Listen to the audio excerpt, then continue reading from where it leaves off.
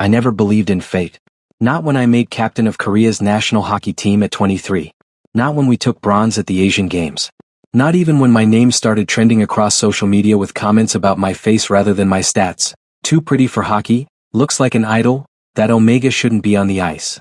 I believed in hard work. In proving people wrong. In the burn of my muscles and the crack of my stick against the puck. But standing in the Beijing National Indoor Stadium 4 days before the biggest game of my career, watching the Chinese team run drills on the ice we'd share tomorrow, I felt something shift. Something inevitable, like gravity finally catching up. That's when I first saw him. Xiao Zhan. Even from across the rink, he was impossible to miss. 6 feet of pure alpha dominance, moving across the ice like he owned it, because in China he did. His dark hair was pushed back, revealing sharp features that could have been carved from marble by some artist who understood perfection. Every movement was controlled power, from the way he handled the puck to how he barked orders at his teammates in Mandarin. "Stop staring," Miho, my right wing, muttered beside me. "You look like you've seen a ghost." "I'm not staring," I lied, tearing my eyes away. "I'm analyzing their formation." "Sure.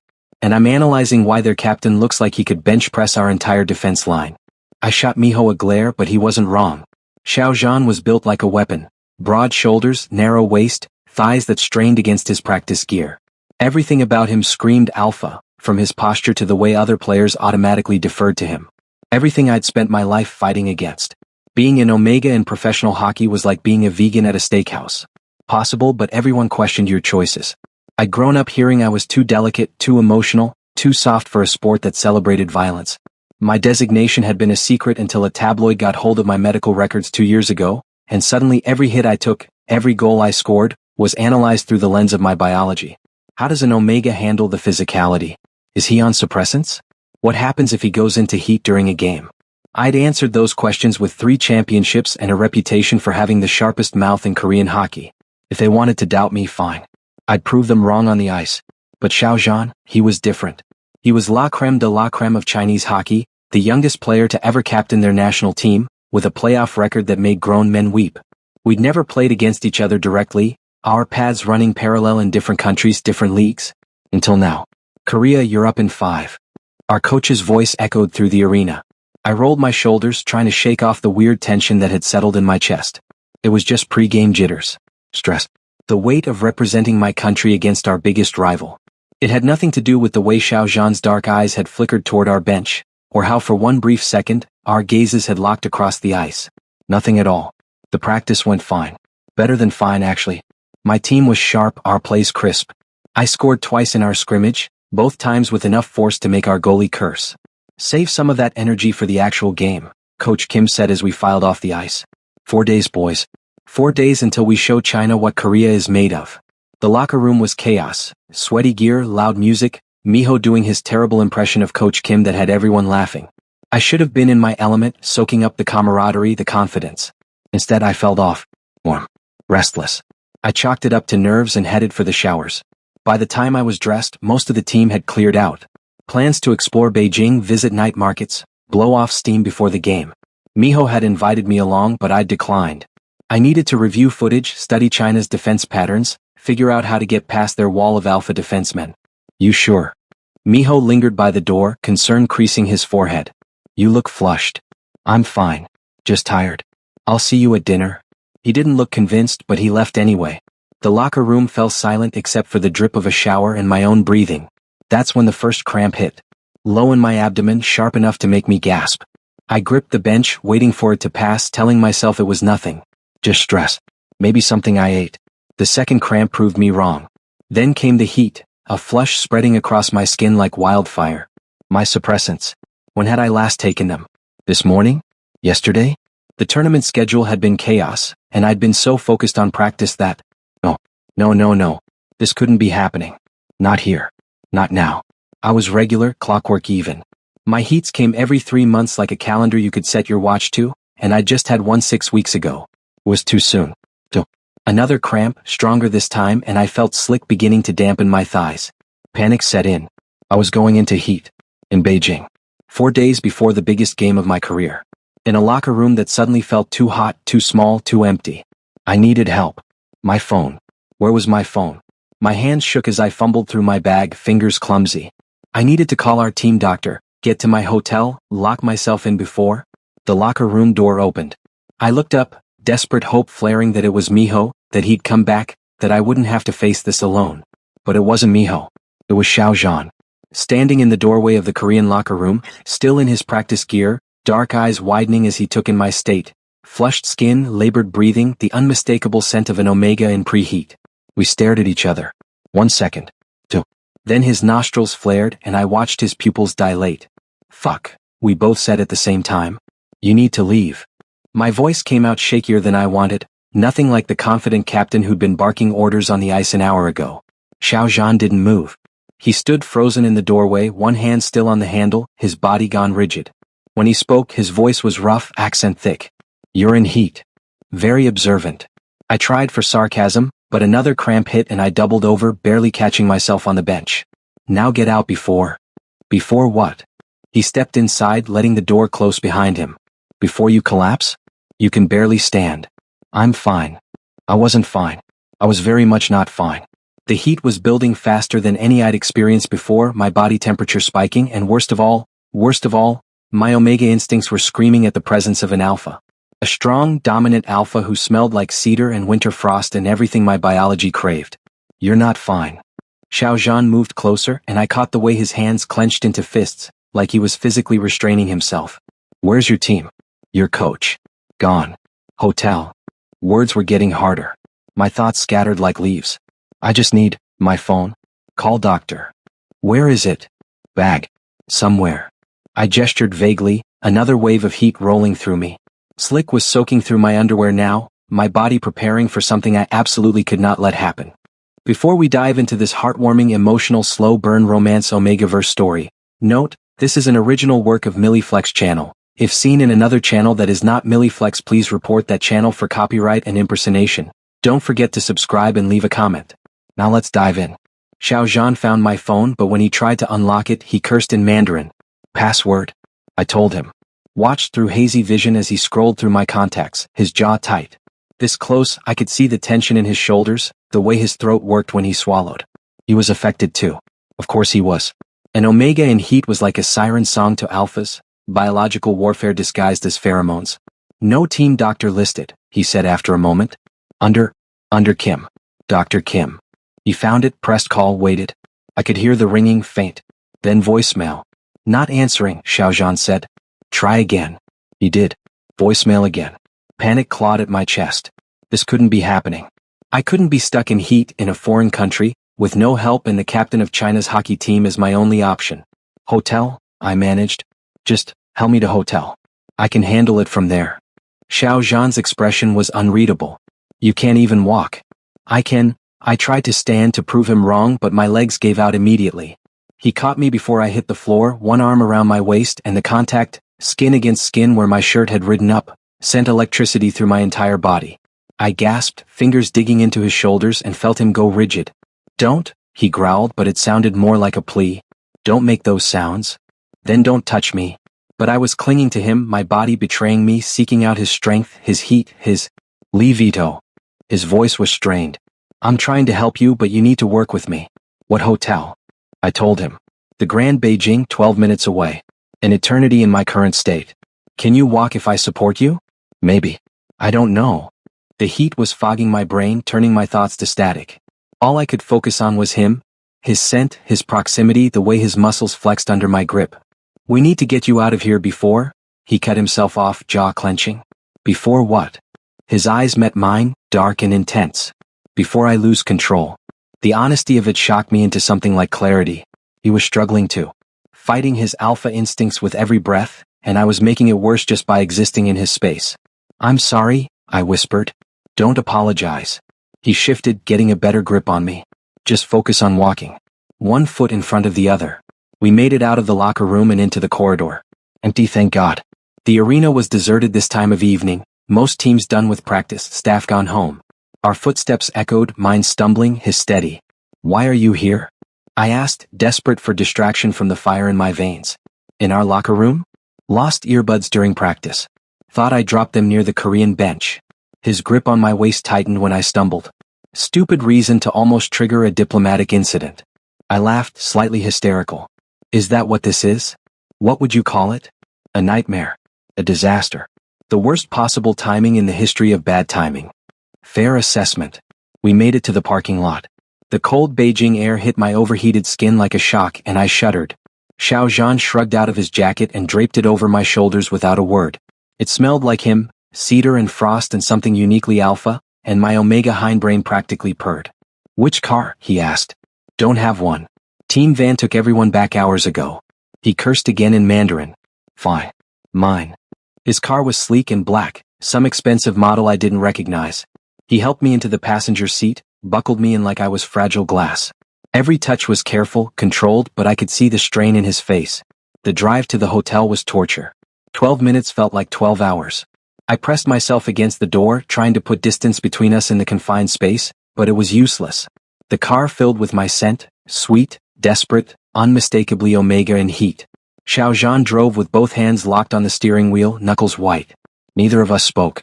What was there to say? When we finally pulled up to the Grand Beijing, he helped me out of the car and into the lobby. The desk clerk took one look at us, me flushed and trembling, him supporting my weight, and her expression shifted to knowing. Key, Xiao Zhan said tersely. I fumbled for my room card, hands shaking. The elevator ride was worse than the car. Small space, mirrored walls reflecting my wrecked state back at me. I looked like I'd been through a war, hair disheveled, eyes glazed, lips parted as I panted through another wave of heat. Almost there, Xiao Zhan murmured, and I realized he was talking to himself as much as me. My room was on the 8th floor. He half carried me down the hallway, got the door open, and deposited me on the bed with a gentleness that didn't match his size. Water, he said, moving to the minibar. You need to stay hydrated. And your doctor, do you have any other number for them? I couldn't answer. The heat had reached its peak, crashing over me in waves that stole my breath. I curled onto my side, trembling, and heard myself make a sound that was half sob, half whimper. Xiao Zhan froze. When I looked up, his eyes had darkened to almost black, his chest heaving. I should go, he said hoarsely. Don't. The word slipped out before I could stop it. Please don't leave me alone. Leave Ito. I know what I'm asking. I did. Through the fog of heat, I understood exactly what I was doing. I know what you are and I know what I am and I know this is insane but I can't. My voice broke. I can't do this alone. Not like this. Please. He stood there, rigid, fighting a battle I could see playing out across his face. Duty versus instinct. Logic versus biology. If I stay, he said slowly, I won't be able to just hold your hand and call your doctor. You understand that? Yes. You need to be sure. Because once I give into, he dragged a hand through his hair. I won't be able to stop until your heat breaks. It could be days. I know. I reached out, hand trembling. I'm sure. I'm giving consent. Please, Xiao Zhan. I didn't finish the sentence. Didn't need to. He could smell what I needed, could probably feel it radiating off me in waves. For a long moment he just looked at me. Then he crossed the room in 3 strides, cupped my face in his hands, and kissed me like he was drowning and I was air. The kiss shattered something in both of us. All the control Xiao Zhan had been clinging to evaporated the moment our lips met. His hands were in my hair, tilting my head back, and I opened for him eagerly, desperately, my body singing with relief that finally, an alpha was answering its call. But this wasn't just any alpha. This was Xiao Zhan, my rival. The man I was supposed to face across the ice in 4 days with nothing but competition between us. None of that mattered now. He pulled back just enough to rest his forehead against mine, breathing hard. Last chance, he rasped. Tell me to leave. Stay, I whispered. Please stay. What happened next became a blur of heat and sensation. Xiao Zhan was everywhere. Every touch was deliberate, controlled even in his urgency, and I realized he'd done this before. Helped Omegas through their heats. Known exactly how to. The thoughts scattered when he pressed his fingers into me, stretching, preparing. The emptiness I'd been feeling, the ache that had been building finally had relief in sight. Please, I gasped. I know. His voice was gravel and honey. I know what you need. When he finally pushed into me, the world went white. I'd been with alphas before. Brief encounters during heats, clinical and efficient. This was different. Xiao Zhan filled me completely, perfectly, like we'd been designed to fit together. He stilled once fully seated, giving me time to adjust, and I felt tears prick my eyes at the overwhelming sensation of being complete. Okay? He murmured against my temple. More than okay. I rolled my hips, impatient, and felt him groan. Move. Please move. He did. Slowly at first, building a rhythm that had me clinging to his shoulders, nails digging into skin. Then faster, harder, responding to every sound I made, every clench of my body around his. Somewhere in the haze, he bit down on my shoulder, not a mating bite but a mark of possession that sent me over the edge. I shattered, crying out his name, and felt him follow moments later. We collapsed together, sweat slicked and panting. The heat had receded temporarily, satisfied, giving me a brief window of clarity. That was, I started. Just the beginning, Xiaozhan finished. He brushed damp hair from my forehead, expression soft. Your heat won't be satisfied with once. It'll come back in waves. I know. I did know logically. But this heat felt different. Stronger.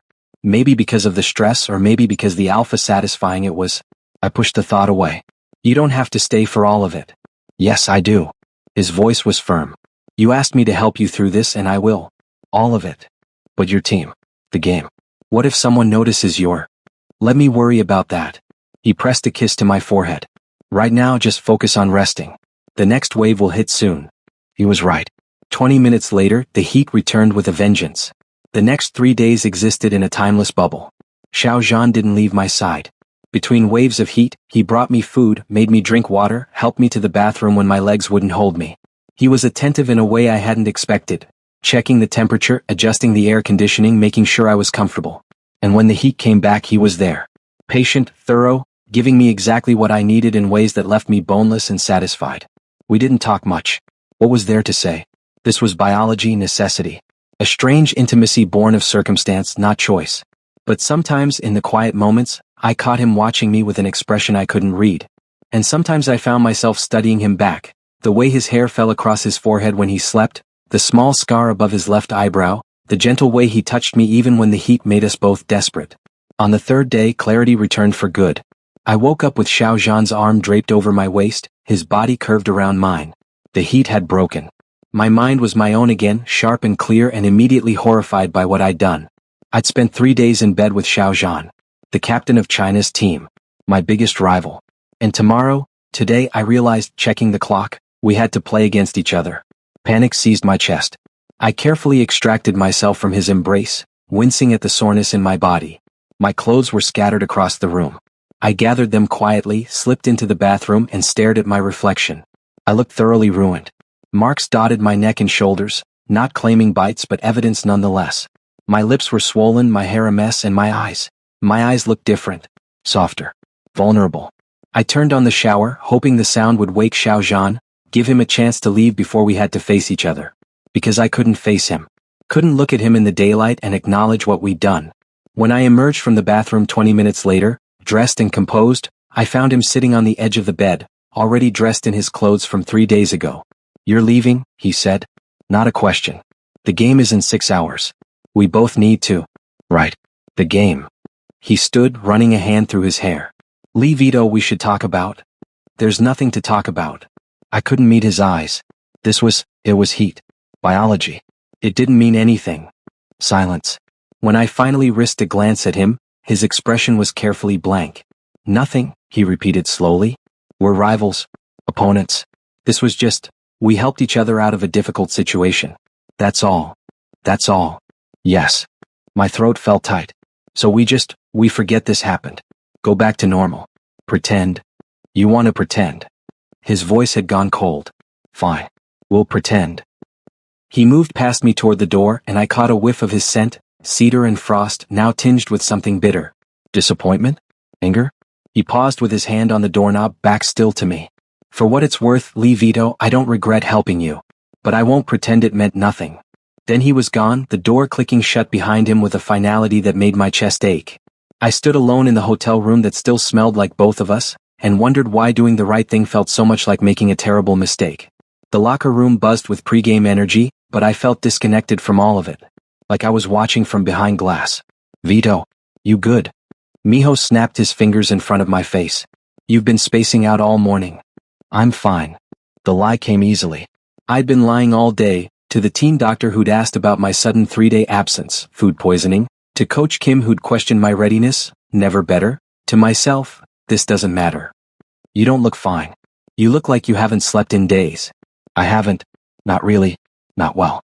Every time I'd closed my eyes in my own hotel room last night, I'd felt phantom sensations, Xiao Zhan's hands, his breath against my neck, the weight of him above me. I'd woken from fitful dreams aching and frustrated, my body missing something it had no right to miss. Just nervous, I said. Big game. Miho studied me with concern but let it drop. Well, channel that nervous energy into goals. China's defense is brutal. Xiao Zhan has trained them into a wall. At the mention of his name, my heart stuttered. We'll break through, I said with more confidence than I felt. Coach Kim called us into formation for the pre-game speech. I tried to focus on his words, strategy, teamwork, national pride, but they washed over me.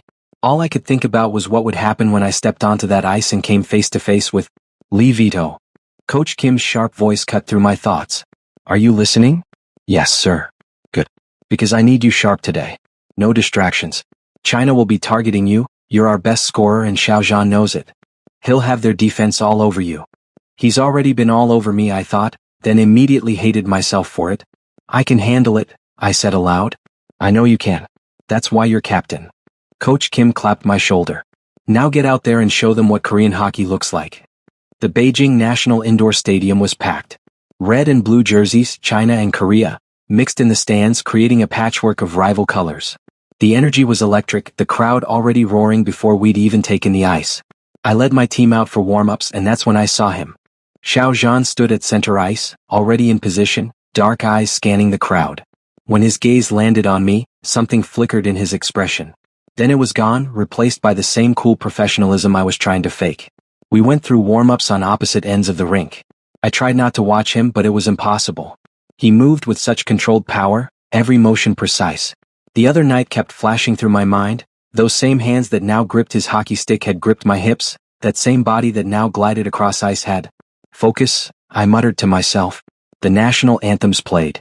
We lined up, Korea on one side, China on the other. I stood at the center as captain, which meant Xiao Zhan stood directly across from me. Our eyes met. The world narrowed to just us. Everyone else, the crowd, our teams, the cameras, faded into background noise. For 3 seconds that felt like an eternity, we just looked at each other. Then he gave me the smallest nod. Acknowledgement? Challenge? I couldn't tell. I nodded back. The anthems ended. The crowd erupted. The referee skated to center ice with the puck. Game time. The first period was brutal. China came out aggressive, their defense exactly as impenetrable as Miho had warned. Every time I got the puck, I had 2 defenders on me immediately. Xiao Zhan orchestrated it all from his position, calling out plays in Mandarin, directing traffic like a general commanding troops. 10 minutes in, I finally saw an opening. Miho passed me the puck, I dodged left around a defender, pulled my stick back for a shot. Xiao Zhan appeared out of nowhere and checked me into the boards. Art. The impact rattled my teeth. I went down, and for a second we were tangled together, his weight pinning me, his face inches from mine. Sorry, he muttered, so quiet only I could hear. Then he was up, skating away like it was just another play. But it wasn't, because now I could smell him through the sweat and exertion, and my body responded with a visceral jolt of recognition. My Omega instinct screamed alpha, safe, mine, and I had to physically shake my head to clear it. That was a clean hit, the referee called when my team protested. I pulled myself up, ignoring Miho's offered hand. I couldn't afford help. Couldn't afford to look weak. The rest of the period was a battle. Korea managed 1 goal, not by me to my frustration. China answered with 2. By the time the buzzer sounded, we were down 2-1 and I was bruised, exhausted, and dangerously close to losing my composure. In the locker room during intermission, Coach Kim laid into us about our defensive gaps. I barely heard him. All I could think about was Xiao Zhan's body against mine, the half-second of eye contact before he'd skated away, the way my heart had raced. This was insane. I was losing my mind. Vito. Coach Kim's voice snapped me back. Second period, I need you aggressive. Get in Xiao Zhan's space, throw him off his game. Get in his space. Sure. That'll definitely help my sanity. Yes, coach. The second period started with renewed intensity from both teams. I took coach's advice and made it personal. Every time Xiao Zhan touched the puck, I was there. Checking him, blocking him, using every legal and slightly illegal trick I knew. He gave as good as he got. We collided at center ice fighting for the puck, and I swear he pressed closer than necessary, his voice low in my ear. Playing dirty, Lee? You started it, I shot back. Did I? His stick hooked mine, stealing the puck. Or did you? Before I could respond, he was gone, skating toward our goal. I chased him, but he was too fast, his shot too precise. China, 3, Korea, 1. The crowd roared. I wanted to scream. Instead, I skated harder, pushed my team harder.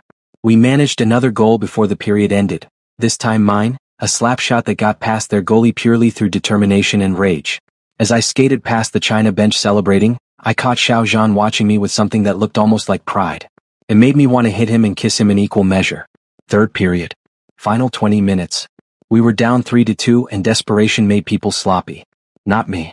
I played with surgical precision, channeling every confused emotion into my performance. 2 minutes in, I scored again, tying the game. The stadium exploded. Xiao Zhan called a timeout. I watched him gather his team, saw the fierce determination on his face. He was a natural leader, commanding respect without demanding it. His team hung on his every word. He was like that with me too, I remembered. Attentive, careful, making sure I was okay every step of the way. I shoved the memory down and focused. The game continued, neither team giving an inch. Back and forth, attack and defend, the clock ticking down. 5 minutes left. 3, 1. 30 seconds remaining, score still tied, and I had the puck. I could see the goal. See the opening. Miho was screaming for me to pass, but I knew I could make this shot. I pulled back, ready to take it. Xiao Zhan slammed into me from the side. We went down hard, sliding into the boards in a tangle of limbs and sticks. The puck skittered away. The crowd was screaming. The referee's whistle blew. But all I could focus on was Xiao Zhan on top of me, his eyes dark and intense, his breath coming in harsh pants that matched mine. Why? I gasped. Because I had to. His voice was rough. Because it's my job. Because. The referee yanked him off me, calling a penalty. 2 minutes for boarding. China would be down a player for the final seconds. This was our chance. I pulled myself up, my entire body aching, and skated to position. Xiao Zhan headed to the penalty box, his expression unreadable. 15 seconds. Korea had the puck. Miho passed to our center.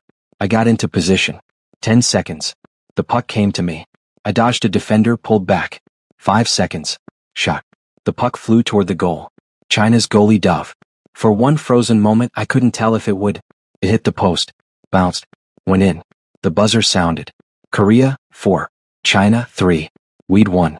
My team swarmed me, shouting and celebrating.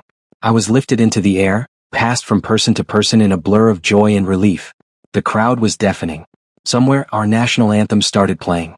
But through it all, I found myself searching the ice for one person. Xiao Zhan stood near the penalty box, watching me. Not celebrating, not dejected. Just watching. Our eyes met across the chaos, and I felt my heart crack open. The press conference was a circus. Reporters shouted questions in 3 languages, cameras flashed like strobes, and I sat at the table in my suit trying to look like I hadn't just experienced the most confusing 3 hours of my life. Lee Vito, how does it feel to score the winning goal against China? Incredible. My team played brilliantly, and I'm proud to represent Korea. What was going through your mind in those final seconds? Xiao Zhan's eyes. The weight of him.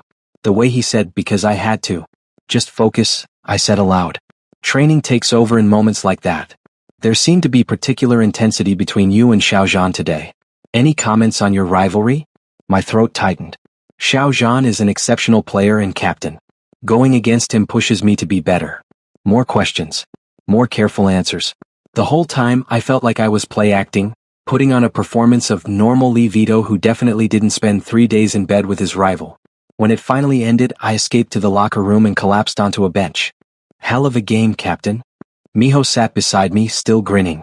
That final goal? Pure magic. Lucky shot. Lucky nothing. You were on fire today. Angry but on fire. He studied me. What did Xiao Zhan say to you when he checked you in the third period? You both looked, I don't know. Intense. Nothing important. Another lie to add to my collection. Well, whatever it was, it worked. You played like you had something to prove. I did. I do. I just don't know what anymore. The celebration that night was mandatory. Team dinner, toasts to our victory, Coach Kim making a speech about Korean pride and hockey excellence.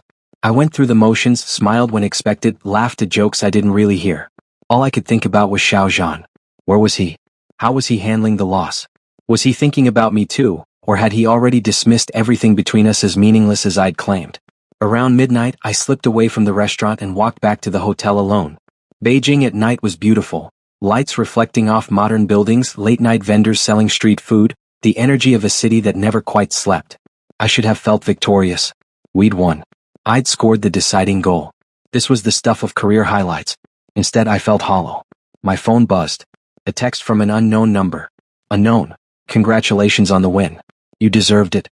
My heart stopped. I knew that directness, that blunt honesty. Me, how did you get my number? Unknown, I have my ways. Save it. Unknown, this is Xiao Zhan by the way. In case that wasn't obvious. I stared at the screen, fingers hovering over the keyboard.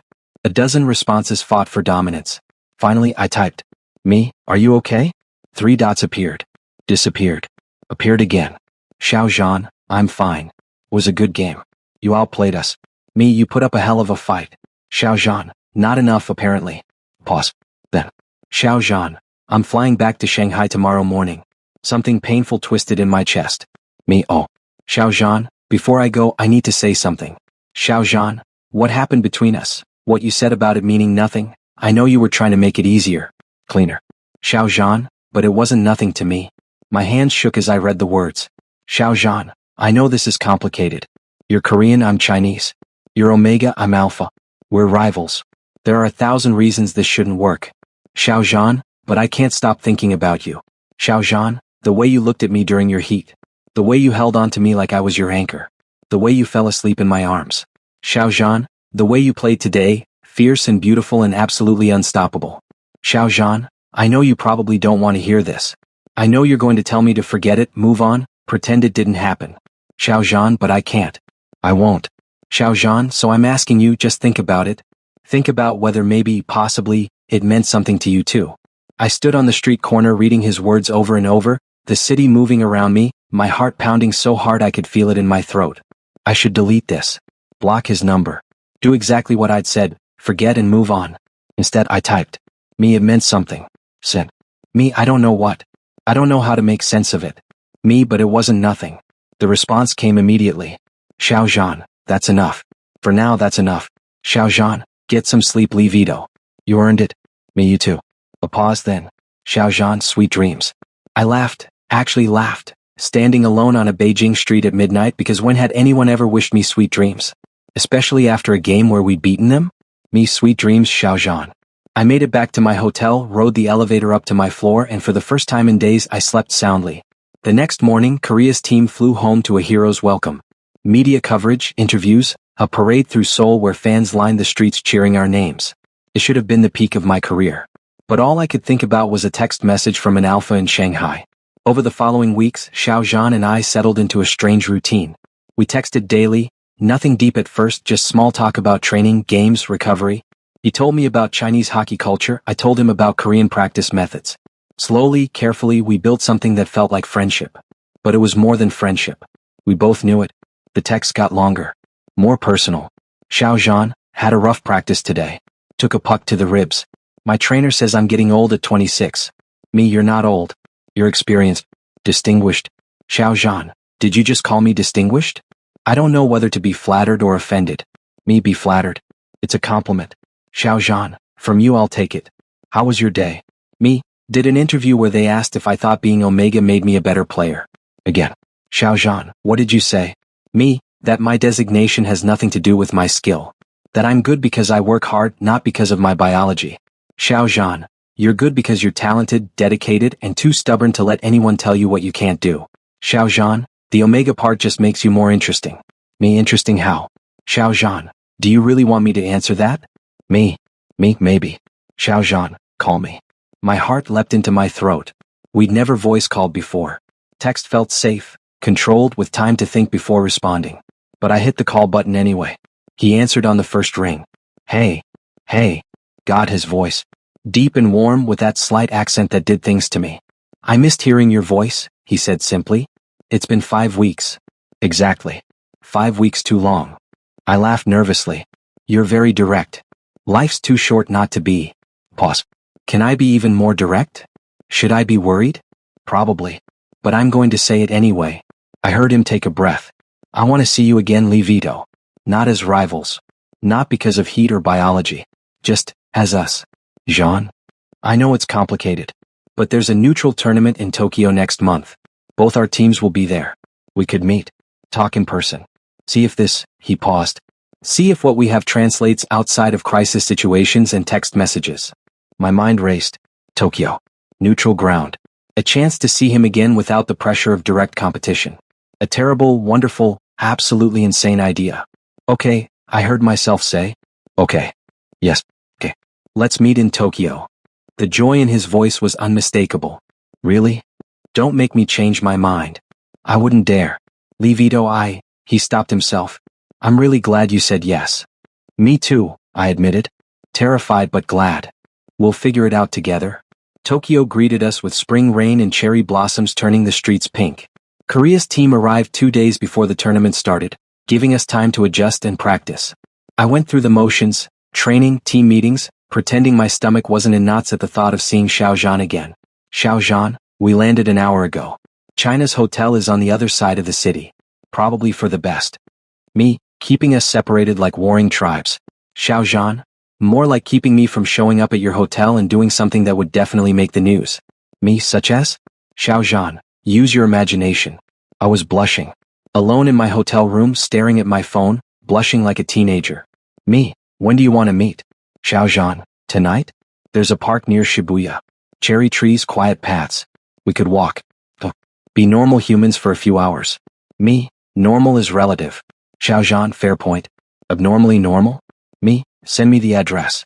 I told Miho I needed air and slipped out of the hotel at 8 p.m. The park was a 20-minute train ride, and I spent the entire journey second-guessing this decision. What was I doing? Meeting my rival in secret like some kind of forbidden romance? This was absurd. Dangerous. If anyone found out. But when I arrived at the park and saw Xiaozhan waiting under a cherry tree, all my doubts evaporated. He dressed casually, dark jeans, a simple jacket, hair unstyled and slightly messy.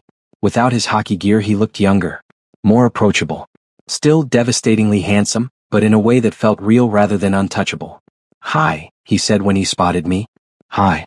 We stood there awkwardly for a moment, neither knowing quite how to bridge the gap between text messages and physical presence.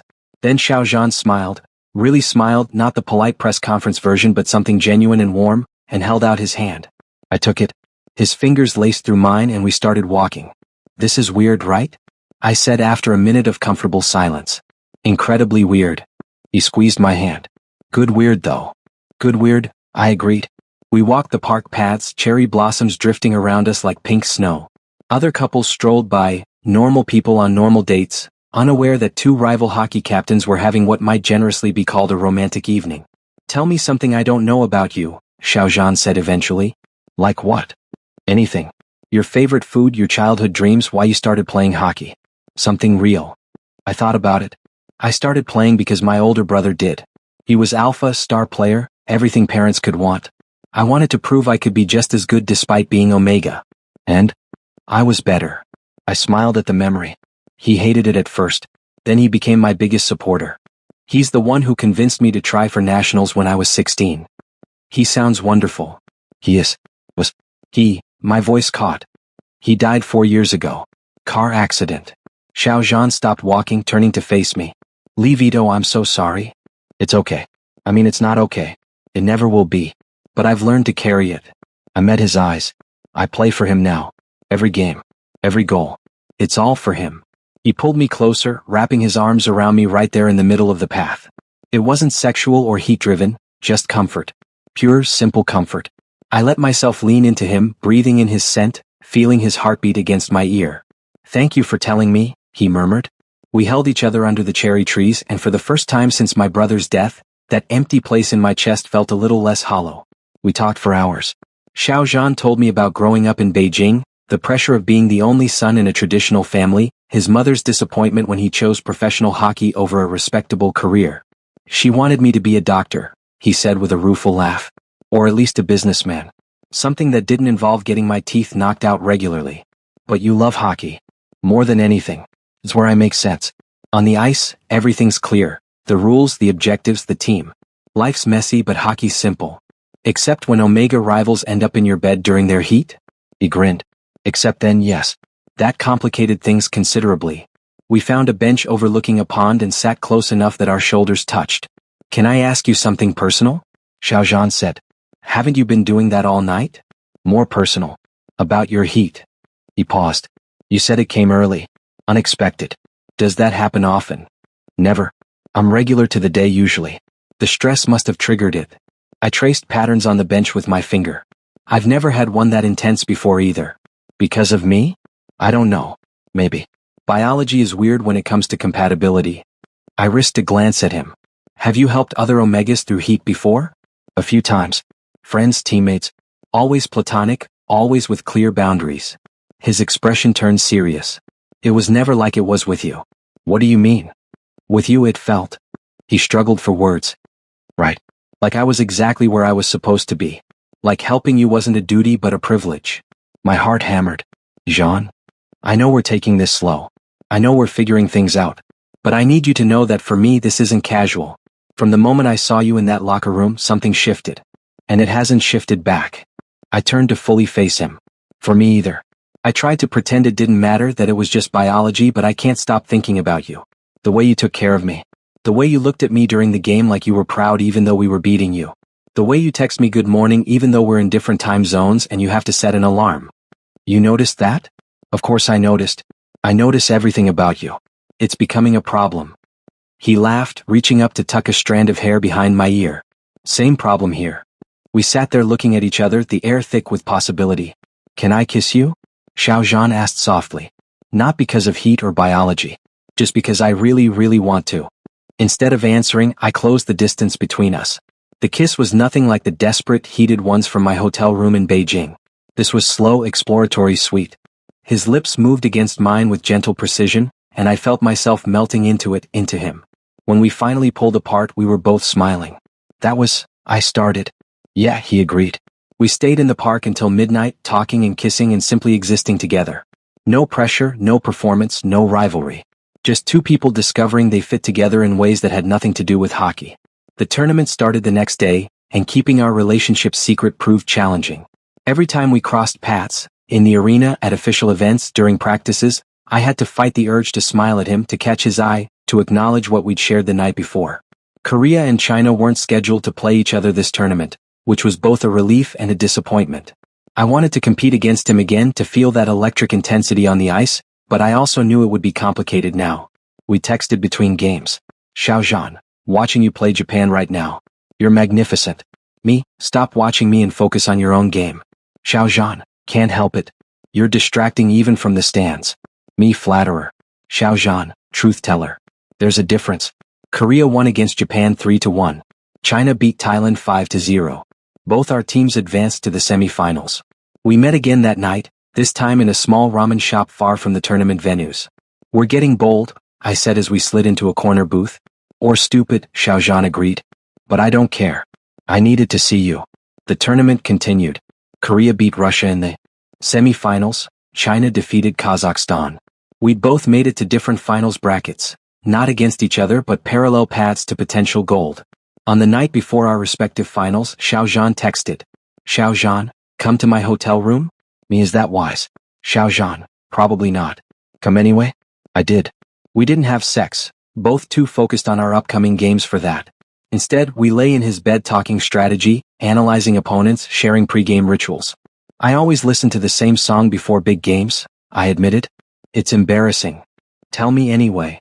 It's this old Korean ballad my brother used to play. Slow and emotional. Everyone expects I listen to something aggressive and pumped up, but you need something that grounds you, Xiao Zhan finished. I get it. I read poetry before games. Really? Ancient Chinese poetry. It centers me.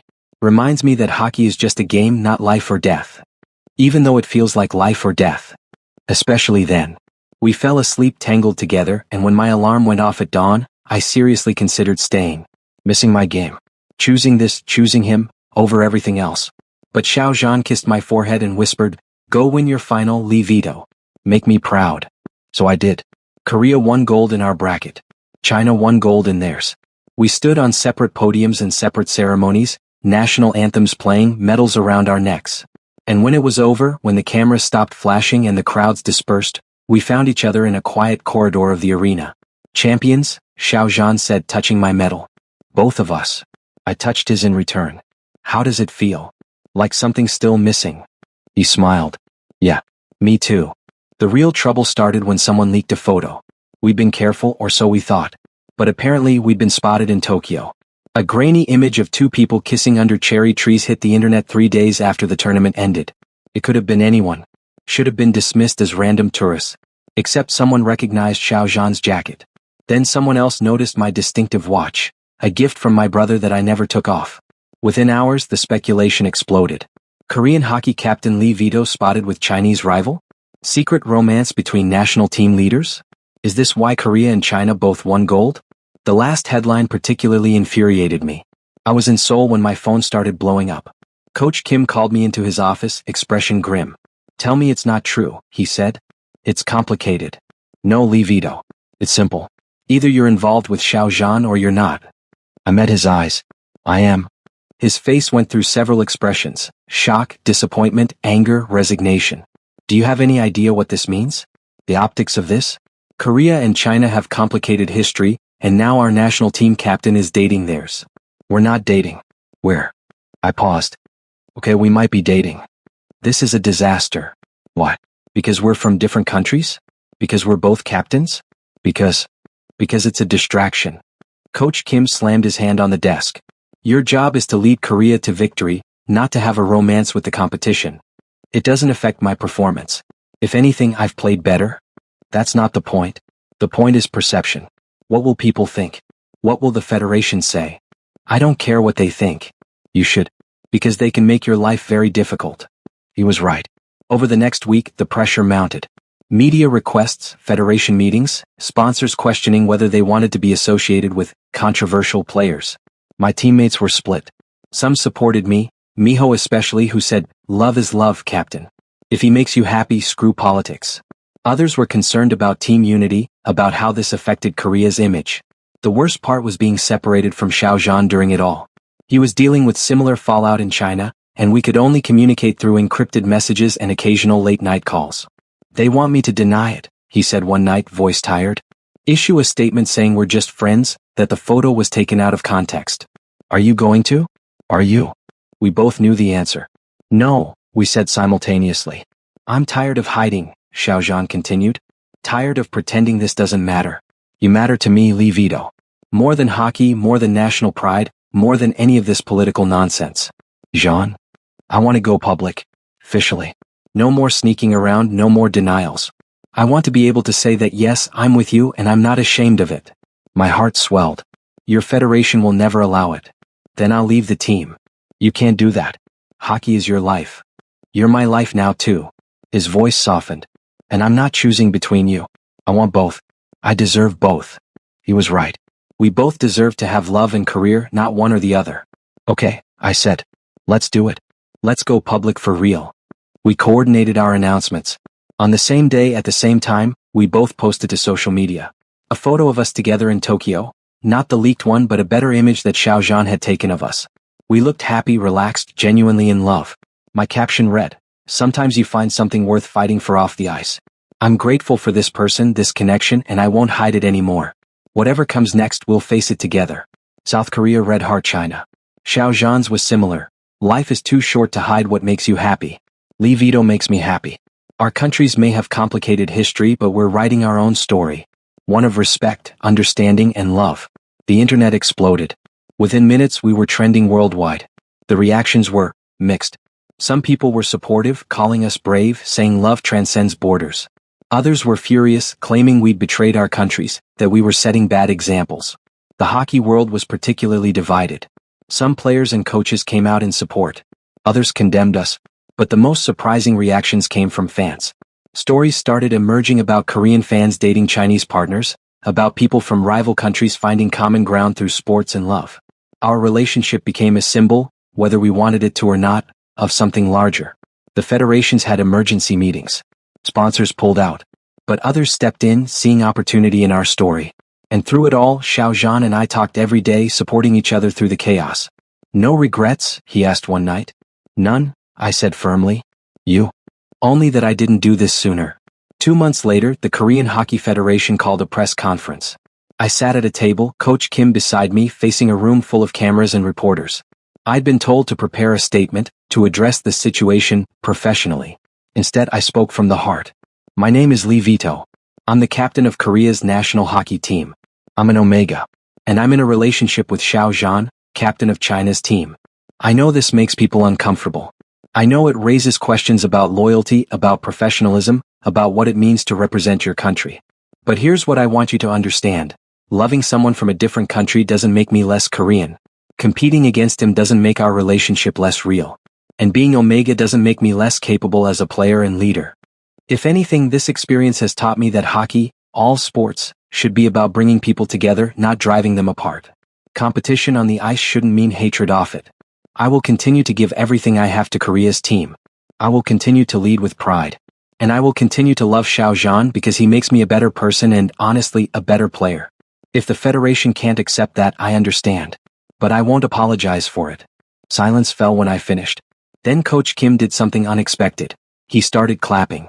Slowly, others joined in. Not everyone. Some reporters looked skeptical, some officials frowned. But enough.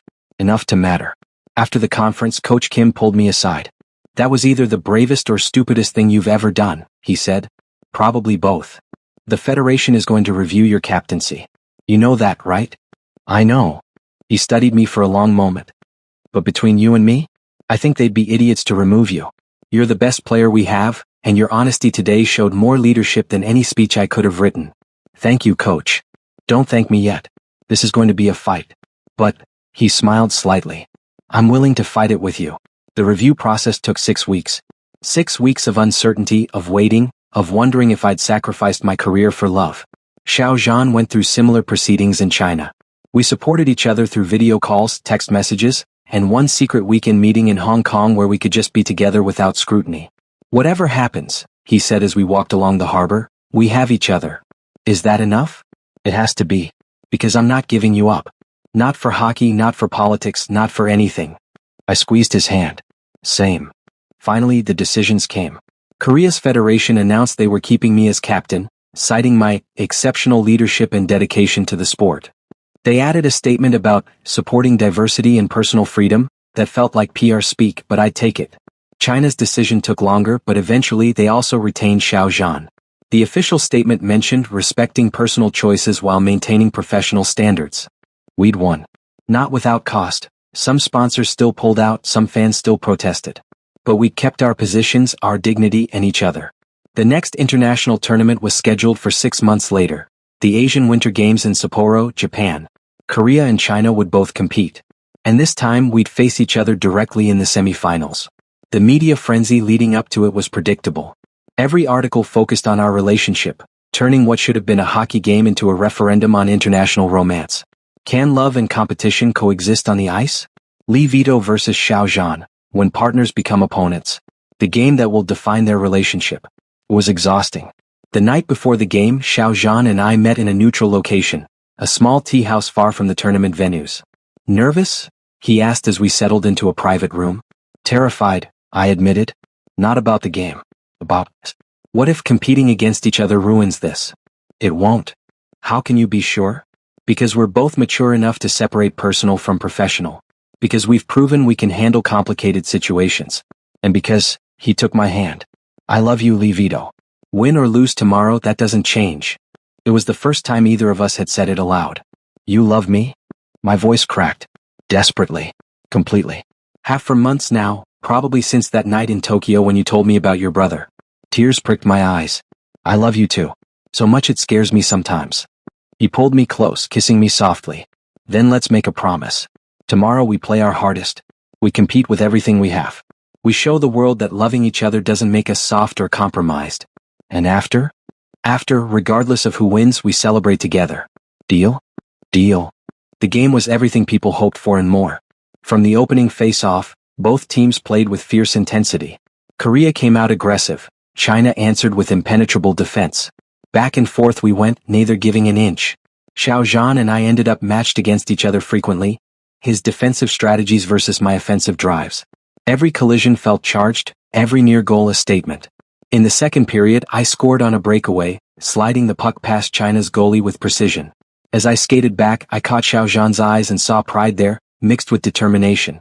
10 minutes later, he assisted on a goal that tied the game, his pass threaded through 3 of my defenders with surgical accuracy. When he skated past our bench, I couldn't help but smile. This was what we'd both wanted, to prove that our relationship didn't weaken us, that we could compete fiercely and still respect each other. The third period was brutal. Physical, fast-paced, with both teams exhausted but refusing to quit. The score remained tied going into the final minutes. Then, with 30 seconds left, I got the puck. I could see the play developing. Miho opened to my left, a clear shot on goal ahead. This was it. The moment that would determine the outcome. Time slowed. I pulled back my stick, every muscle in my body coiled for the shot. Xiao Zhan was coming at me from the side, but I timed it perfectly. If I shot now. Our eyes met. In that fraction of a second, I saw everything. His respect for me as a player, his love for me as a partner, his acceptance of whatever came next. And I took the shot. The puck flew toward the goal. China's goalie dove. It hit the post, bounced, went wide. The buzzer sounded. Still tied. We'd go to overtime. Overtime in international hockey is sudden death. First goal wins. Both teams were exhausted, running on adrenaline and sheer will. Coach Kim sent out his best offensive line, including me. China countered with their strongest defenders, including Xiao Zhan. The puck dropped. For 8 minutes we battled. Possession changed hands a dozen times. Both goalies made impossible saves. The crowd was on their feet, screaming in 3 languages. Then Xiao Zhan intercepted a pass, broke through our defense, and suddenly he was one-on-one with our goalie. Time froze. I was too far away to stop him. Could only watch as he wound up for the shot. And scored. The Chinese bench exploded. Their players swarmed Xiao Zhan, lifting him in the air. The crowd roared. Somewhere their national anthem started playing. We'd lost. I stood at center ice, stick hanging limply, watching China celebrate. My teammates were dejected around me, some slumped on their sticks, others already skating to the locker room. I should have felt devastated. We'd been so close. One shot, one bounce, and we'd be the ones celebrating. Instead I felt, okay. Not happy, losing never felt good. But not destroyed either. We'd played our best. Fought hard. Lost to a better goal. And Xiao Zhan had been brilliant. As his team celebrated, he extracted himself from the pile and skated toward me. The cameras caught it immediately, broadcast to millions of viewers. He stopped a few feet away, both of us aware of every eye on us. Good game, he said in English, keeping it professional. Congratulations. I meant it. That final shot was perfect. You almost had me in regulation. That breakaway goal was beautiful. We stood there, opponents on paper, something much deeper in reality. Then Xiao Zhan did. Something unexpected. He extended his hand. I took it. We shook. A simple gesture of sportsmanship that somehow felt monumental. The crowd's noise changed, shifting from celebration to something else. Appreciation maybe. Recognition. See you after? He said quietly, just for me. Count on it. The post-game interviews were awkward. Reporters wanted me to be bitter, to say something about how the loss felt worse because it was to Xiao Zhan's team. Instead, I praised China's performance, acknowledged they'd outplayed us, and refused to make it about our relationship. At the end of the day, I said to one persistent reporter, this was about hockey. 2 excellent teams competing at the highest level. China earned their victory. We'll learn from this and come back stronger. But doesn't it hurt more losing to my opponent? Of course. Losing always hurts. But I'm proud of how we played and I respect how China played. That's sports. Later, after all the official obligations were done, I slipped away from my team and met Xiao Zhan in a quiet corridor of the arena. He still wore his medal, gold catching the fluorescent lights. I'd refused to put mine on, silver felt like a consolation prize. Hey, he said softly. Hey, champion. Li Vito. I kissed him before he could apologize or offer sympathy I didn't need. When we broke apart, I was smiling. I'm okay, I said. Really? You were incredible out there. So were you. That second period goal. Not as good as your overtime winner. Stop. He cupped my face. You don't have to be gracious right now. You can be disappointed. I am disappointed. We lost. That sucks. I leaned into his touch. But I'm also genuinely happy for you. Both can be true. How are you this perfect? I'm not. I'm just in love with you enough to separate hockey from us. He kissed me again, deeper this time.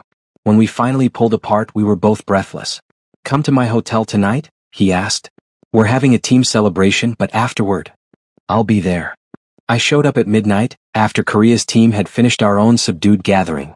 Xiao Zhan answered his hotel room door in sweats and a t-shirt, hair damp from a shower, that gold medal still around his neck. Can't take it off yet? I teased. Not until I show it to you properly. He pulled me inside, shutting the door behind us. I wanted you to see it, to hold it, because as much as I earned this with my team, I feel like you helped me get here too. He took off the medal and placed it around my neck. It was heavier than I expected, the gold warm from his skin. I looked down at it, at the engraving of the games, the Chinese characters. How does it feel? Xiaozhan asked. Like borrowed glory. No. Like shared glory. Everything I accomplish, you're part of now. And everything you accomplish, I'm part of. He wrapped his arms around me from behind, resting his chin on my shoulder. We're a team, Li Vito. Even when we're on opposite sides of the ice. I turned in his embrace, the metal catching between us. I love you. You know that, right? Even when you score the game-winning goal against me, I love you. I know. And I love you. Even when you're too stubborn to wear your silver medal because second place offends your competitive nature. I laughed. You get me? I try. We moved to the bed, the celebration forgotten. Xiaozhan was gentle with me, aware that I was processing the loss even if I claimed to be fine. We kissed slowly, hands relearning familiar territory, taking our time. When we finally came together, it wasn't frantic or heat-driven. It was intimate, deliberate, a physical affirmation of everything we'd become to each other. After, lying tangled in sheets, Xiaozhan's fingers traced patterns on my shoulder. Next tournament, he said sleepily, maybe you'll beat me.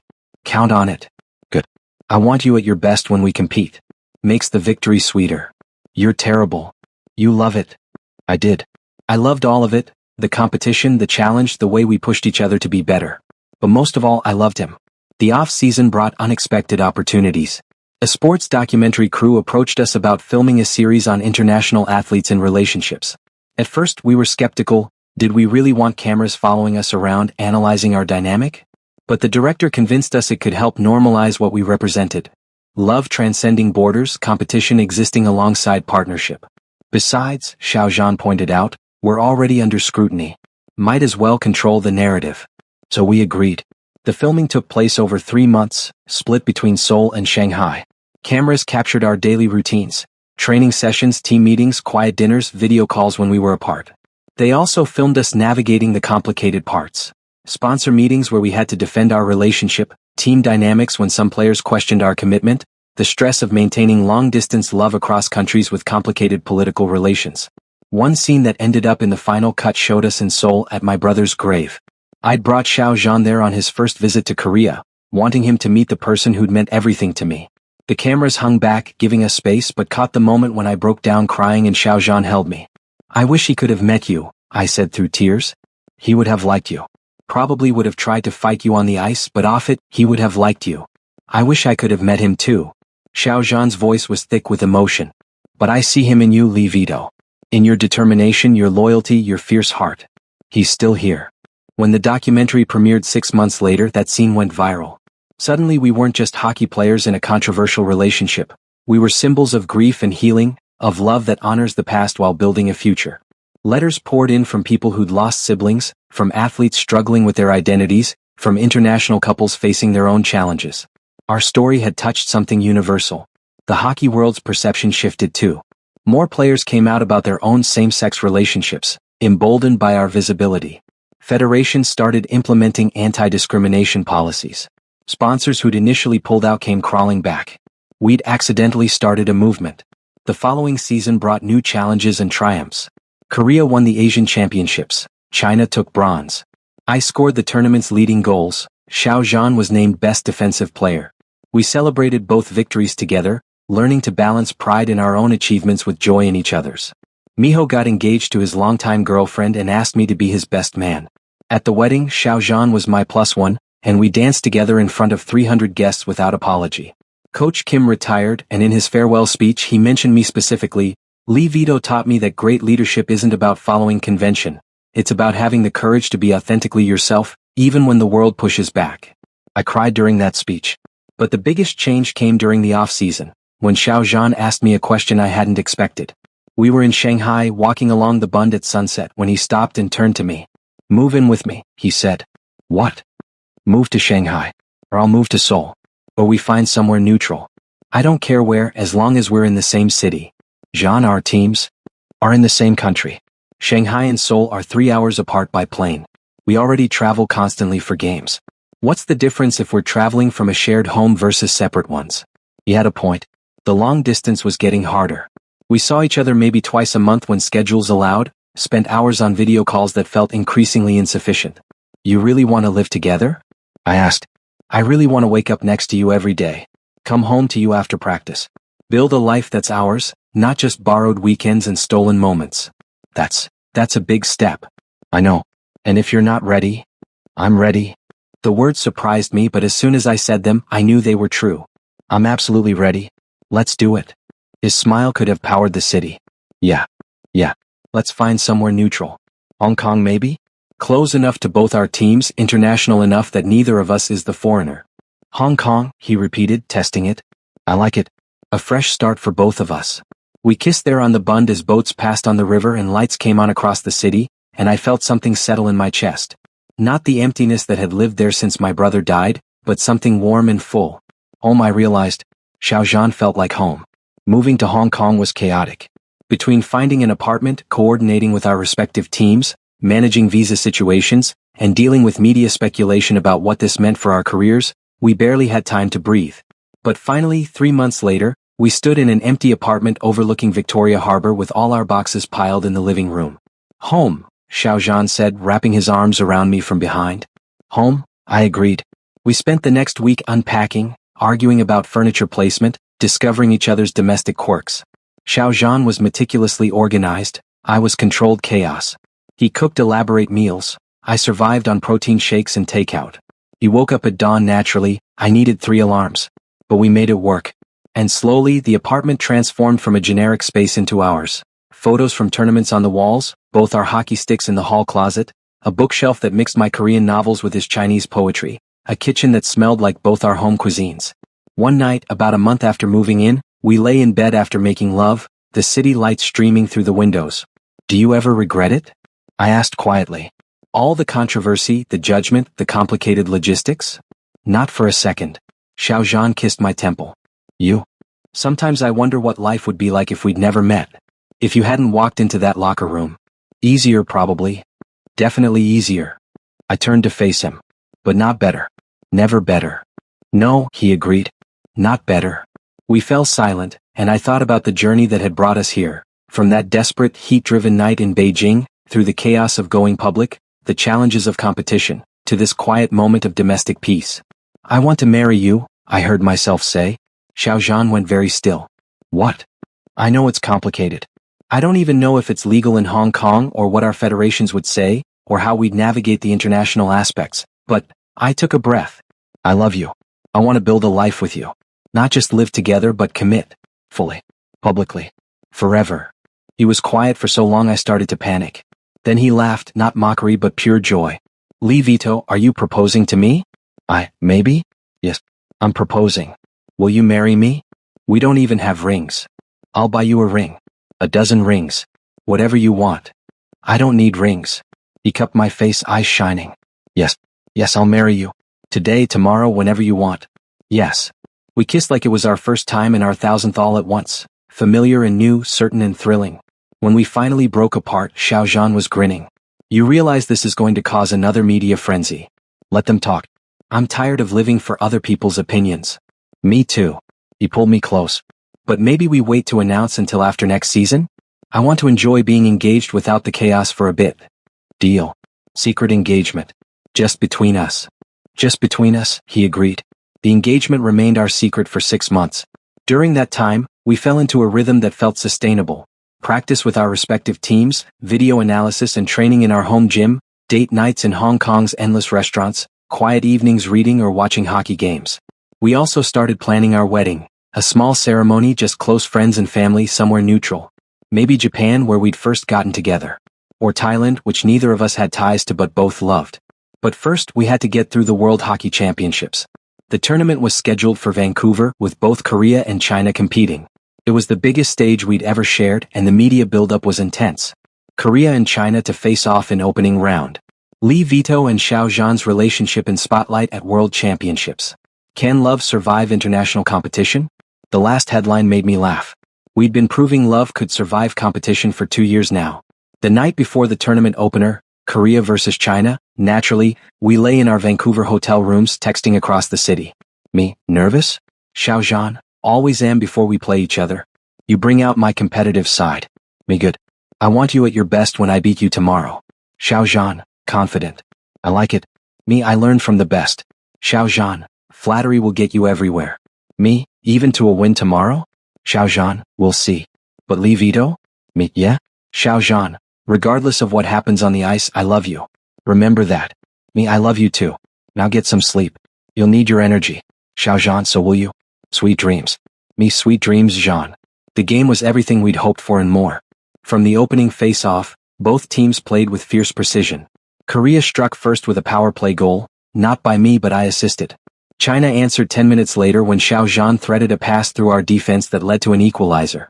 The first period ended 1-1. Second period was a defensive battle. Both goalies were on fire, making save after impossible save. The few shots that got through hit posts or went just wide. The crowd was on their feet the entire time. Midway through the third period, tied 2-2, I found myself one-on-one with Xiao Zhan. We collided at center ice fighting for the puck, and for a moment we were face to face, close enough that I could see the determination in his eyes. Give it up, Lee, he muttered. Make me Xiao.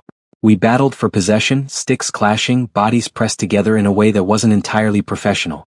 Finally, I got the puck free and broke away. Xiao Zhan chased me, his longer stride eating up the distance. I could hear him breathing, feel his presence right behind me. I wound up for a shot. He hooked my stick at the last second, stealing the puck and immediately going the other direction. I chased him now, watching him move with that powerful grace that still took my breath away. He crossed into our zone, pulled back to shoot. Our goalie made a spectacular glove save. The crowd went wild. Xiao Zhan skated back, and as he passed me, I caught the smallest smile on his face. The game continued, brutal and beautiful. We traded goals, neither team giving an inch. With 2 minutes left, the score was 4-4. Korea had possession. I got the puck, saw an opening and took it. The shot was perfect, top corner, unstoppable. Or it would have been, if Xiao Zhan hadn't thrown himself in front of it. The puck hit his shoulder with an audible thud. He went down hard and my heart stopped. The play continued around us, but I skated to him immediately. John?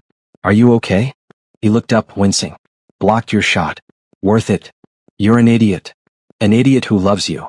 The referee blew the whistle, stopping play. China's trainer came out to check on Xiao Zhan. After a moment he stood up, bruised but functional. As he skated past me to the bench, he whispered, "Good shot though." The game went to overtime. Then double overtime. Finally, 15 minutes into the third overtime period, I got the puck one last time. Exhausted, bruised, running on pure adrenaline, I made a move I'd practiced 10,000 times. Fake left, cut right, elevate the puck. Go. Korea won 5-4. I collapsed on the ice as my teammates swarmed me. Through the pile of celebrating players, I saw Xiao Zhan standing near the China bench, watching. Our eyes met. He smiled, genuine, proud, full of love despite the loss. I smiled back. The post-game handshake line was standard protocol. Both teams skating past each other, offering congratulations or consolations. When I reached Xiao Zhan, we paused for just a second longer than necessary. Hell of a game, he said. You too. That block in the third period. Had to. Couldn't let you make it look too easy. Your overtime defense was incredible. If you'd had just a bit more offense. Next time, he promised. Next time I'll beat you. I'm counting on it. We moved past each other, professional and appropriate. But later, after all the media obligations and team celebrations, we met in the hotel gym at 2 a.m., the only place we could be alone. I'm sorry about the loss, I said as soon as I saw him. Don't be. You earned that win. He pulled me close. You were magnificent out there. So were you. That block, you could have been seriously hurt. Worth it to save a goal. Jean? I mean it. This is who we are, Lee Vito. We compete with everything we have. We don't hold back even for each other. Especially for each other. He was right. That's what made us work. We respected each other too much to be anything less than our best. I love you, I said. I love you too. Now kiss me before someone comes in here and we cause another scandal. I did. Korea advanced to the semifinals. China was eliminated.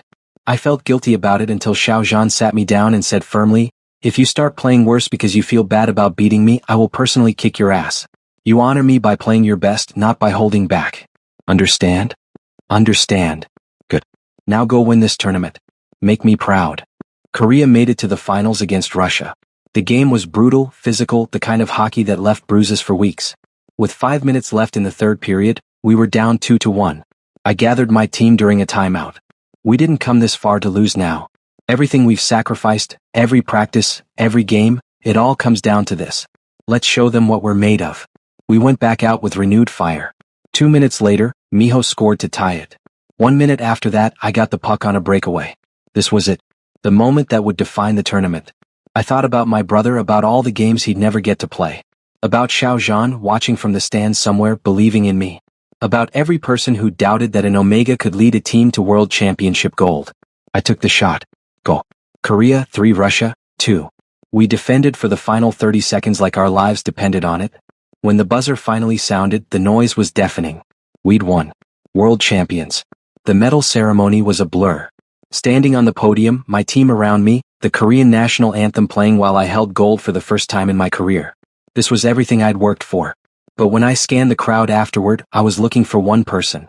I found him near the exit, Xiao Zhan wearing civilian clothes, a proud smile on his face. Without thinking, I jogged over, pushing through the crowd. Zhan. He turned, and before he could say anything, I grabbed him and kissed him. Right there. In front of thousands of spectators, cameras, officials. When we broke apart, he was laughing. Lee Vito, you just... I know. I don't care. I wanted everyone to know that this... I held up the medal. This wouldn't have happened without you. You pushed me to be better. You supported me. You believed in me even when I didn't believe in myself. You did this yourself. This is your victory. No. It's ours. I took his hand. Everything from now on is ours. The cameras were going crazy. I could already imagine the headlines. But for once I didn't care. I want to announce our engagement, I said. Now. Today. While I'm standing on top of the world, I want everyone to know that I'm also standing next to the love of my life. Xiao Zhan's eyes widened. Are you sure? I've never been more sure of anything. He kissed me again, softer this time. Then let's do it. The announcement went exactly as chaotically as expected. We did a joint press conference, both of us wearing our medals. Mine gold, his from China's third-place finish in the Asian Cup months ago. We have an announcement to make, I started, my hand in Xiao Zhan's. About a month ago, I asked Xiao Zhan to marry me. He said yes. We're engaged. The room erupted. Questions flew from every direction, but Xiao Zhan held up a hand. We know this is unconventional. We know our relationship challenges a lot of expectations about competition, nationality, and tradition. But we're not asking for permission. We're informing you that we're building a life together, one that includes hockey but isn't defined solely by it. We love each other, I added, and we're going to get married. That's not up for debate. More questions. More chaos. But we handled it together the way we handled everything. Later, in the privacy of our shared hotel room, we collapsed onto the bed laughing. Well, we did it, Xiao Zhan said. There's no going back now. Would you want to? Not for anything. He rolled to face me, expression soft. You're stuck with me now, Lee Vito. Good. That's exactly where I want to be. We made love that night with a new sense of freedom. No more secrets, no more hiding, no more apologies. Just us choosing each other over and over again. 2 years later. The wedding was everything we'd wanted and nothing like we'd expected. We'd planned for small and intimate, maybe 50 people somewhere quiet. Instead, we ended up with 200 guests held in Hong Kong at a venue overlooking the harbor, with media from 12 countries covering it. But it was perfect. I stood at the altar, or rather the spot we designated as altarish, wearing a traditional Korean hanbok in deep blue. Xiao Zhan wore Chinese formal wearing crimson. We looked like a cultural collision and it was exactly right. Both our teams attended. Miho was my best man. Xiao Zhan's childhood friend stood up for him. The ceremony mixed Korean and Chinese traditions, officiated by a bilingual celebrant who kept making us laugh. When we exchanged rings, I looked at the man in front of me and felt overwhelming gratitude. I never believed in fate, I said during my vows. But then you walked into my life at the exact moment I needed you most. You saved me that night in Beijing and you've been saving me every day since. Not because I need saving but because you make me want to be better, as a player, as a person, as a partner. You challenge me. You support me. You love me at my worst and celebrate me at my best. You're my rival and my teammate, my alpha and my equal, my home. I promise to compete with you fiercely on the ice and love you fiercely off it. I promise to respect your culture while honoring mine. I promise to be your partner in everything. The victories and the losses, the simple moments and the extraordinary ones. I love you, Xiao Zhan. Today, tomorrow, forever. He was crying by the time I finished. So was I. His vows were equally emotional, delivered in accented Korean that he'd been practicing for months.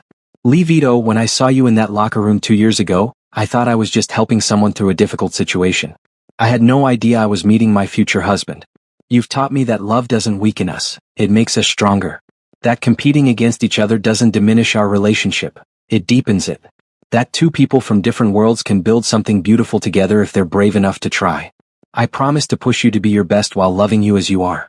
I promise to honor your independence while building our partnership. I promise to celebrate your victories even when they come at my expense, and to support you through every defeat. You are my home, Lee Vito. Wherever you are, that's where I belong. I love you. Always. We kissed as husbands while 200 people cheered, and I felt something in my chest finally, completely heal.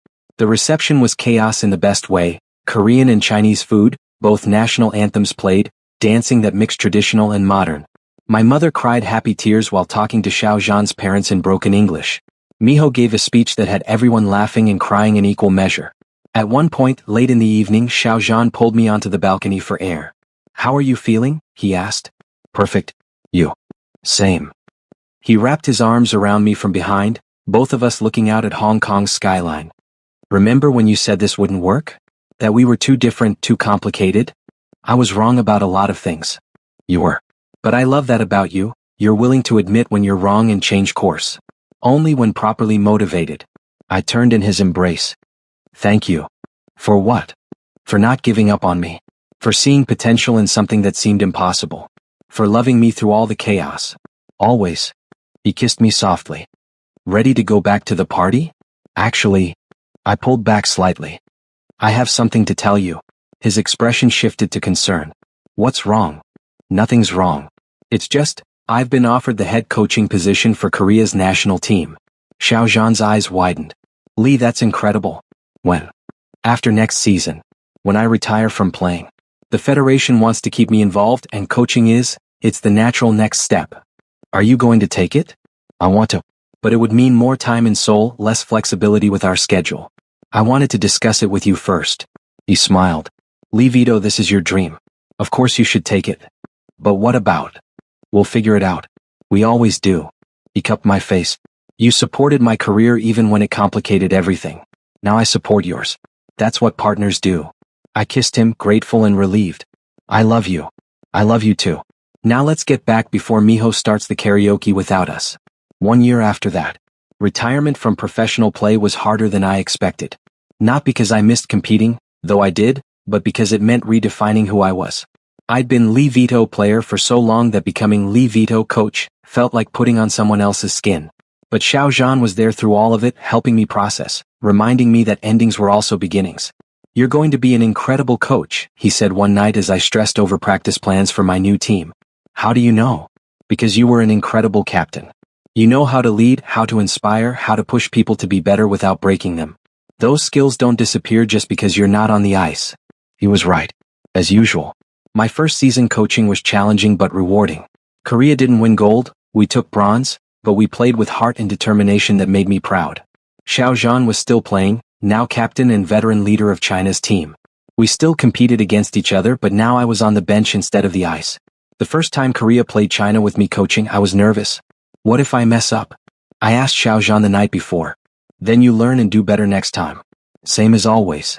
The game was close. China won 3-2, but it felt different experiencing it from the sidelines. I understood now what Coach Kim had meant about the helplessness of coaching. Watching your players make mistakes you could see coming but couldn't prevent. After the game, Xiao Zhan found me in the corridor. "Good game, Coach Lee," he said formally. "Good game, Captain Xiao." I smiled. "Though I hate losing to you." "I know. That's what makes beating you fun." We went home that night to our Hong Kong apartment, now truly decorated with both our lives. My coaching certifications on the wall next to his player awards, family photos from both countries, a kitchen that finally had both our cooking styles figured out. "How does it feel?" Xiao Zhan asked as we got ready for bed. "Your first loss as a coach?" "Terrible. But also, okay? I'm disappointed but not devastated. Maybe that's growth." "Definitely growth." He pulled me close. "I'm proud of you, you know. The way you've transitioned, the way you're building something new. I learned from watching you. You've always been good at adaptation. We've learned from each other. That's the beauty of this." Present day. 5 years after that night in Beijing, I stand at the boards watching Korea run drills on the ice. My team, because they are mine now, in a way that's different but just as meaningful as when I played, executes the play I designed with precision. They're young, hungry, talented. Everything I was once, with the advantage of learning from my experience. "Captain Lee," one of my players calls. We still call me captain even though I'm coach now. "Can we try the new formation?" "Yes." "Show me what you've got." I watch them work, feeling that familiar pride mixed with constructive criticism. This one needs to work on his footwork. That one is telegraphing his passes. But overall they're good. Really good. My phone buzzes. Jean, watching your practice stream. The new formation looks promising. Me, stop spying on my tactics. Jean, can't help it. You're fascinating when you coach. Get that same intense look you used to have as a player. Me, are you saying I'm intense? Jean, I'm saying I love watching you in your element. Me, flatterer. Jean, guilty. See you tonight? Me, count on it. Making dinner or ordering in? Jean, I'll cook. You've been stressed this week. Me, have I mentioned lately that I love you? Jean, not in the last hour. Me, I love you. Jean, I love you too. Now stop texting your husband and focus on practice. I laugh, pocketing my phone just as my assistant coach gives me a questioning look. Everything okay? Perfect, I say. Everything's perfect. That night, I come home to the smell of something delicious cooking and the sound of Xiao Zhan singing off-key in the kitchen. He's retired now too, coaching China's team, which means we're professional rivals again, but in a new way. Our teams will face off in the championships next month, and we've both been preparing obsessively. But right now in this moment we're just us. How was practice? He asks when I walk into the kitchen. Good. We're ready for next month. So are we. He grins. May the best team win. Oh, we will. Confident. He turns from the stove to kiss me. I've missed that. We eat dinner talking strategy and arguing about hockey philosophy. We disagree about nearly everything technical, but that's what makes our conversations interesting. After dinner, we settle on the couch and I lean against his shoulder while we watch game footage on his tablet. Do you ever think about that night in Beijing? I ask suddenly. Which part? The heat or the first game after? All of it. How scared I was. How certain I was that it would ruin everything. And instead it made everything. He sets the tablet aside. Vito, I've never regretted it. Not for a second. Me neither. It's just, sometimes I think about how easily it could have gone differently. If you hadn't been there.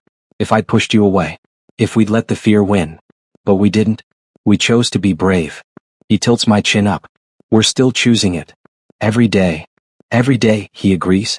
We make love that night with the ease of long familiarity, knowing exactly how to touch each other, what brings pleasure, how to build slowly to that perfect moment of connection. After, lying in the darkness, Xiao Zhan says, I've been thinking about something. What? Kids. Maybe. Someday. My heart skips. We talked about it abstractly before, but never seriously. Really? Really? I know it's complicated, surrogacy, adoption, which country, all the logistics. But I want to build a family with you. If you want that too. Do I want that? The thought of children, teaching them to skate, sharing our love of hockey, building a future that extends beyond us. Yes, I say. I want that. Maybe not right now, but someday. Yes. Someday, he repeats, smiling in the dark. I can work with someday. We fall asleep planning hypothetical futures. Houses big enough for families, teaching kids both Korean and Chinese, raising children who know that love transcends borders and that courage means being yourself even when the world pushes back.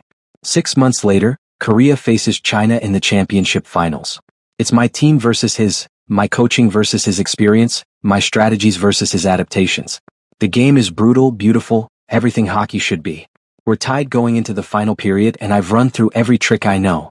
My players are exhausted but determined and I'm so proud of them I could burst. With 2 minutes left, my youngest player, a 20-year-old Omega forward who reminds me so much of my younger self, gets the puck. Shoot. I'm screaming from the bench. Take the shot. He does. Top corner. Perfect. Goal. We win. As my team celebrates on the ice, I look across to the China bench and find Xiao Zhan watching me. He's disappointed, how could he not be? But he's also smiling. He gives me a small nod. Acknowledgement. Respect. Well, I nod back. Later, after all the ceremonies and press conferences, we meet in the parking garage like we always do after games. Hell of a match, Coach Lee, he says. You too, Coach Xiao. That second period defense was incredible. Not incredible enough. He pulls me into a hug. But I'm proud of you. Your team earned that win. Thank you. I pull back to look at him. You okay? I will be. Losses sting less when I get to go home with the person who beat me. Lucky for you then. Lucky for me. We drive home together to our Hong Kong apartment, and somewhere between the arena and our front door, the disappointment of his loss fades into the comfort of our shared life. This is what we've built. A partnership that survives competition, love that transcends rivalry, a home that exists beyond ice and nations and expectations. I never believed in fate. But standing in our kitchen while Xiao Zhan makes tea and tells me about his plans to adjust China's defense strategy, I think maybe, just maybe, some things are meant to be. Not because the universe planned it, but because we chose it. Every day in 1,000 small ways we choose each other. And that choice, that love, that partnership, is worth more than any gold medal.